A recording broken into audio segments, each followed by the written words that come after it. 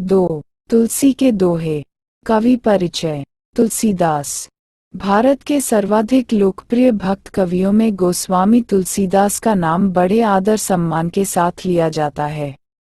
उनका जन्म संवत 1554 सन 1497 में उत्तर प्रदेश के राजापुर नामक गांव में हुआ था। इनके पिता का नाम आत्माराम दुबे और माता का नाम हुलसी था।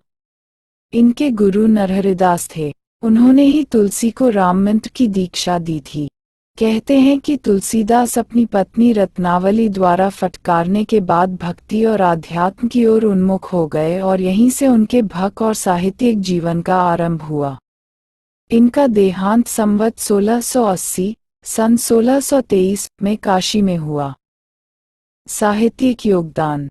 तुलसीदास की रचनाओं में काव्य रूप, भाव, विचार, छंद और भाषा प्रयोग की विविधता मिलती है। उनका रामचरितमानस हिंदी का सर्वश्रेष्ठ महाकाव्य माना जाता है।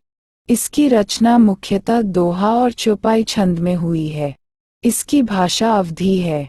इसके अतिरिक्त वैराग्य संदीपनी, बरवैह रामायण, दोहावली, कवितावली, गीतावली, विनयपत्रिका इनकी उल्लेखनीय रचनाएं हैं। उनकी अधिकतर रचनाएं अवधी भाषा में हैं। ब्रज भाषा में भी उन्होंने रचनाएं की हैं। शील, मर्यादा और शालीनता को वे जीवन के अनिवार्य गुण मानते हैं। वे असत को समाप्त करके सत को, अनैतिकता, विषमता, अनीतियों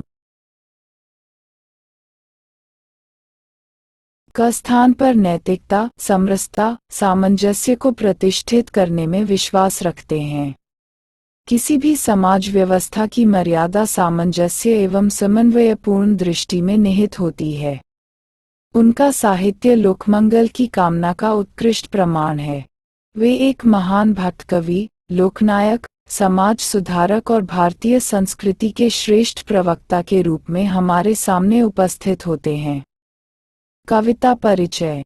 प्रस्तुत दोहों में तुलसीदास जी ने मिलजुल कर रहना, भाईचारा, मधुर वाणी, ईर्ष्या का त्याग, प्रेम की भावना, नीति की बात, विद्या, विनय, विवेक जैसे गुणों का महत्व, समयानुसार बोलने का महत्व, सत्पुरुष की महानता आदि महान गुणों का वर्णन किया है।